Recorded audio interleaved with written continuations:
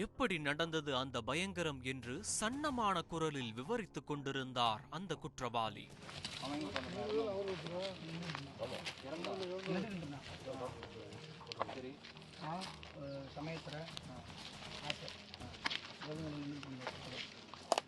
சிறிது நேரத்தில் அவர் அடையாளம் காட்டிய இடத்தை போலீசார் ஜேசிபி வைத்து தோண்டியிருக்கிறார்கள்.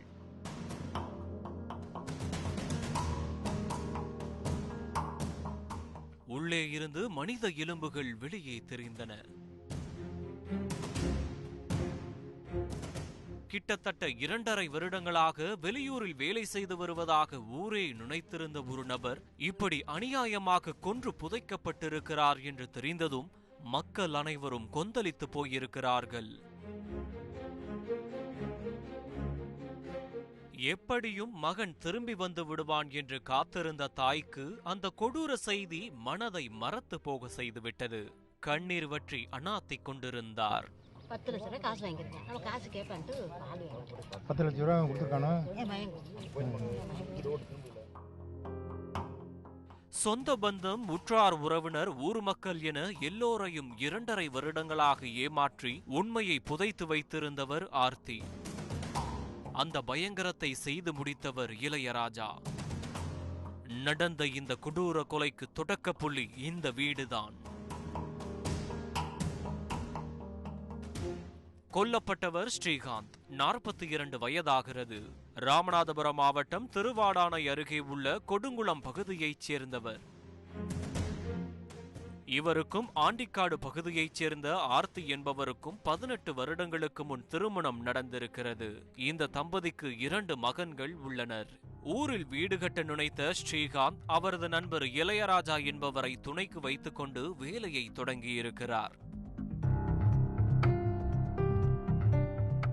அப்போது இளையராஜாவிற்கும் ஆர்த்திக்கும் பழக்கம் ஏற்பட்டு அது தகாத உறவாக மாறியிருக்கிறது. இதை கேள்விப்பட்டதும் அதிர்ந்து போன ஸ்ரீகாந்த் மனைவியை கண்டித்திருக்கிறார். அதோடு ஸ்ரீகாந்த் இளையராஜாவிற்கு 10 லட்சம் ரூபாய் பணம் கொடுத்ததாகவும் சொல்லப்படுகிறது. அந்த பணத்தை திருப்பி கேட்டதால் இருவருக்கும் தகராறு நடந்திருக்கிறது. கள்ளக்காதலுக்கு இடையூறாக இருப்பதாலும் கடனை திருப்பி செலுத்த வேண்டாம் என்ற நோக்கத்திற்காகவும் இளையராஜா நண்பனை தீர்த்து கட்ட முடிவு செய்ததாக சொல்லப்படுகிறது.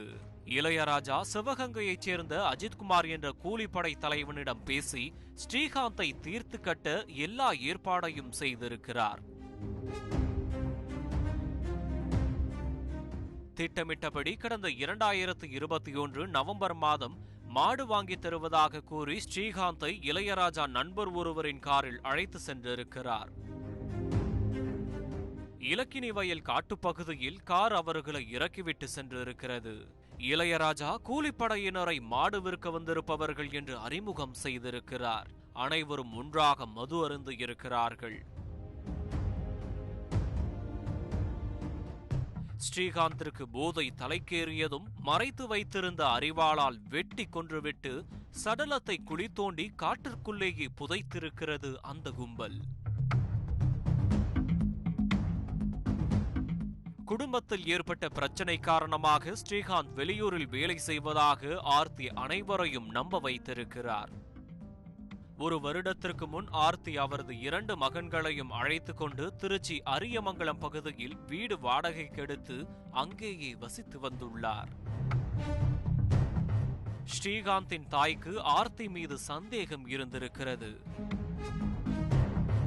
ஓட்டு போடுவதற்காக ஆர்த்தி ஊருக்கு வந்தபோது ஸ்ரீகாந்தின் கொலை குறித்த ரகசிய தகவல் போலீசாருக்கு தெரிய வந்திருக்கிறது.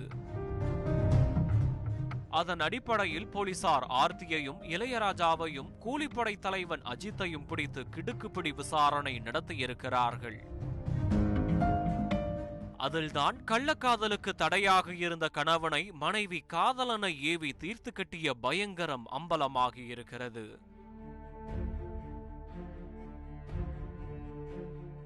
இந்த சம்பவம் தொடர்பாக வழக்கு பதிவு செய்த போலீசார் ஆர்த்தி உட்பட 3 பேரை கைது செய்து விசாரித்து வருகின்றனர். மேலும் தலைமறைவாக இருக்கும் 2 தேடி வருகிறார்கள். மனைவிக்காக ஓடி ஓடி உழைத்த ஸ்ரீகாந்த் இறுதியில் அவரின் துரோகத்தால் அநியாயமாக கொல்லப்பட்டிருக்கிறார்.